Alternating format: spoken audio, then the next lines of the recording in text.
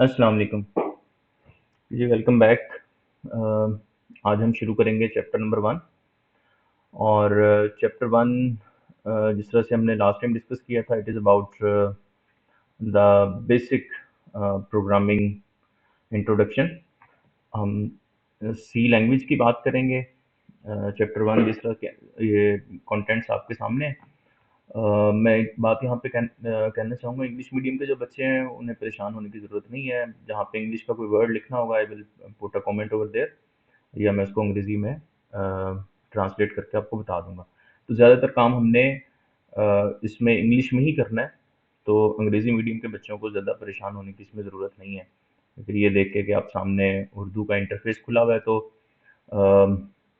ये उर्दू की किताब खुली है, तो ये इंग्लिश मीडियम के लिए नहीं है।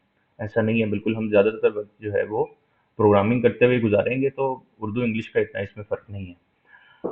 ओके, सो अगर हम देखें ऊपर टाइटल में, I am following the book, ये बुक को फॉलो करना बड़ा ज़रूरी है, क्योंकि हमने सिलेबस को कवर करना है। तो मैं बुक की तरतीब को ही फॉलो करूंगा, मैं अपने हिसाब से नहीं पढ़ाऊंगा इसको, बुक के हिसाब से पढ़ाऊंगा। ओके, प्रोग्रामिंग इन्वायरमेंट सबसे पहले है। प्रोग्रामिंग इन्वायरमेंट में सबसे जो ज़रूरी चीज़ है वो इंटीग्रेटेड डेवलपमेंट इन्वायरमेंट जिसको कहा जाता है। वो एक कोई एक सॉफ्टवेयर होता है जिसमें बैठ के हम प्रोग्रामिंग करते हैं। तो प्रोग्रामिंग करने के लिए हमें कुछ सॉफ्टवेयर्स की ज़रूरत पड़ती है, जो बड़ा ज़रूरी है कि हमारा एडिटर और हमारा जो आईडीई जिसको बोला जाता है, वो बहुत अच्छा होना चाहिए, जिसमें हम बैठ के आसानी से कोड लिख सकें, कोड को रन कर सकें, कोड को डिबग कर सकें। ये सारे मकासद होते हैं एक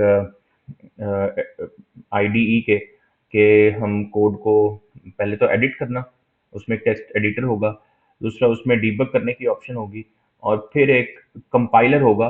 कंपाइलर का काम क्या है कि आप कोड को लिखने के बाद, ज़ाहिर है हम कोड जो लिख रहे हैं वो हम सी लैंग्वेज में लिख रहे होंगे, या किसी हाई लेवल लैंग्वेज में आमतौर पे कोड लिखा जाता है। हम डायरेक्टली मशीन लैंग्वेज में या कंप्यूटर की ज़बान में बैठ के कोड नहीं लिख सकते, ये बड़ा मुश्किल काम है। कंप्यूटर की ज़बान में कोड लिख सकते हैं, बट वो बड़ा मुश्किल काम है, सारा कुछ बाइनरी में लिखना और उन सारी इंस्ट्रक्शंस को याद रखना। इसलिए साइंटिस्ट ने ये किया कि कंप्यूटर को जो हम समझाते हैं चीज़ें या जो इंस्ट्रक्शंस देते हैं, उसके लिए कुछ लैंग्वेजेस बना दी हैं। उनमें से एक लैंग्वेज सी है, जो इंसानों के ज़्यादा करीब है, और ज़ाहिर है वो कंप्यूटर की जो अपनी ज़बान है, मशीन लैंग्वेज, उससे ज़रा दूर है। तो अब हमारी जो बात लिखी हुई है सी लैंग्वेज में, उसको कंप्यूटर को समझाने के लिए कोई ट्रांसलेटर बीच में होना चाहिए, तर्जुमा करने वाला, जो उस सारी बात को कन्वर्ट कर दे मशीन कोड में। तो वो जो कन्वर्ट करने के लिए हम इस्तेमाल करते हैं चीज़, या उसको जो तर्जुमा करके मशीन लैंग्वेज में जो कंप्यूटर की ज़बान में कन्वर्ट करता है, वो कंपाइलर है। ठीक है?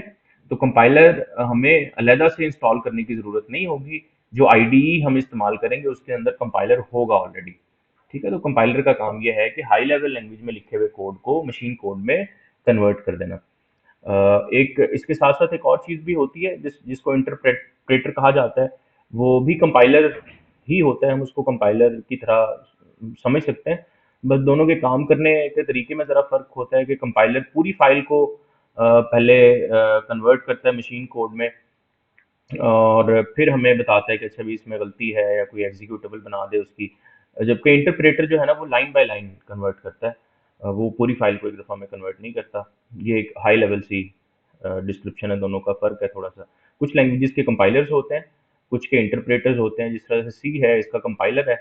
जावा एक लैंग्वेज है, उसका कंपाइलर नहीं होता, उसका इंटरप्रेटर होता है। तो एक्चुअली ये दो स्टेप्स में काम होता है। कंपाइलर या इंटरप्रेटर हमारे कोड को असेंबली के कोड में कन्वर्ट कर देता है। असेंबली लैंग्वेज मशीन लैंग्वेज के बिल्कुल करीब होती है। फिर एक और किस्म का कंपाइलर होता है जो असेंबली के कोड को मशीन कोड में कन्वर्ट कर देता है, जिस मशीन पे हम चला रहे हैं कोड को, उस कोड में। तो वो जो कंपाइलर है, उसको असेंबलर कहा जाता है। वो कोड को असेंबल करता है, असेंबल करके उसको मशीन लैंग्वेज में कन्वर्ट कर देता है असेंबली से। खैर, आपको कंपाइलर की डेफिनेशन पता होनी चाहिए, बाकी बातें आपको समझ आ गई हैं, वेल एंड गुड। हम कुछ आईडीज की बात करेंगे। IDs, again explain it. ID stands for integrated development environment. ठीक है? तो ये कुछ 4 नाम लिखे हुए हैं हमारी जो ऑफिशियल बुक है, इसमें एक विजुअल स्टूडियो एक आईडी है। विजुअल स्टूडियो में हम बहुत सारे किस्म के लैंग्वेजेस के कोड लिख सकते हैं, सी शार्प के, एसपी डॉट नेट वगैरह के प्रोग्राम्स हम लिख सकते हैं इसमें। सी के भी कोड इसमें लिखे जा सकते हैं, बट ये कम्प्रिहेंसिव सा एक फ्रेमवर्क है विजुअल स्टूडियो पूरा। और ये खासा एक एक्सपेंसिव सॉफ्टवेयर होता है। एक्सपेंसिव इन टर्म्स ऑफ के ये इसको चलाने के लिए आपको रैम चाहिए काफ़ी ज़्यादा, और आपको हार्डवेयर चाहिए काफ़ी ज़्यादा, फिर ये जाके चलेगा। आपका प्रोसेसिंग पावर चाहिए आपको, फिर जाके इसने एग्जीक्यूट होना है, और ये 8 से 10 जीबी स्पेस भी आपके सिस्टम पे ले रहा होगा। और अगर आप इसका रजिस्टर्ड वर्जन खरीदते हैं तो वो डॉलर्स में आपको मिलेगा। सो हम विजुअल स्टूडियो की तरफ तो इनिशियली नहीं जाएंगे, हमें इस लेवल पे इसकी ज़रूरत नहीं है। लेकिन एक ऑप्शन ज़रूर है, जो आप यूनिवर्सिटी में बीएस के प्रोग्राम्स में जाएंगे तो आपको मोस्ट प्रोबेबली विजुअल स्टूडियो में ही कोड लिखना पड़ेगा। वो किसी भी लैंग्वेज का आप अगर कोड लिख रहे हैं, सी या सी प्लस प्लस या सी शार्प या S P dot net and so on. इसी तरह से विजुअल स्टूडियो में हम पाइथन वगैरह का कोड भी लिख सकते हैं। सो वो इंटीग्रेशन इसकी हो सकती है बाकी लैंग्वेजेस के साथ। एक्स कोड एक बड़ा सादा सा एक आईडीई है, जिसमें हम कोड लिख सकते हैं। इसी तरह से कोड ब्लॉक है जो बुक ने फॉलो किया हुआ है, और एक बड़ा ही सादा सा सॉफ्टवेयर है जिसमें हम आसानी से जिसको इंस्टॉल भी कर सकते हैं, उसको यूज भी कर सकते हैं। That is Dev C plus plus. ये एक आईडीई है। तो हम अपने इस वीडियो ट्यूटोरियल में जो हमारा ये लेक्चर सीरीज है, इसमें हम डेव सी प्लस प्लस को इस्तेमाल कर रहे होंगे। बाकी भी आप इस्तेमाल कर सकते हैं, कोई ज़्यादा फर्क नहीं है, कोड सेम ही लिखना है हमने, कोड में फर्क नहीं होगा।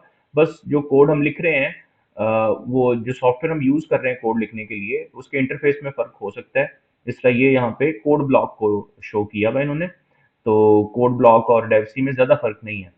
तो आपने इनमें से कोई भी आप यूज़ कर सकते हैं, but I am using code block. कुछ इस तरह की स्क्रीन नज़र आती है कोड ब्लॉक की।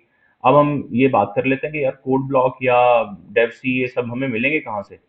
तो इसका बड़ा सादा सा तरीका ये है कि हमने जनाब जाना है, हमने मूव करना है टू द गूगल। ठीक है, हमने गूगल पे जाके I just put a comment over there, मैं वीडियो के नीचे भी इसका लिंक दे दूंगा कि आपने इसको डाउनलोड कहाँ से करना है और यूज़ कैसे करना है। Okay, so just let me put a comment over there. हमें डेव सी कहाँ से मिलेगा? हम जनाब गूगल करेंगे,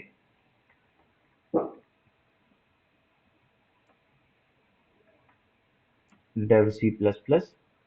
ठीक है, और ये जब हम गूगल करेंगे तो we will get some links. ये आपने गूगल पे सर्च कर लेना है।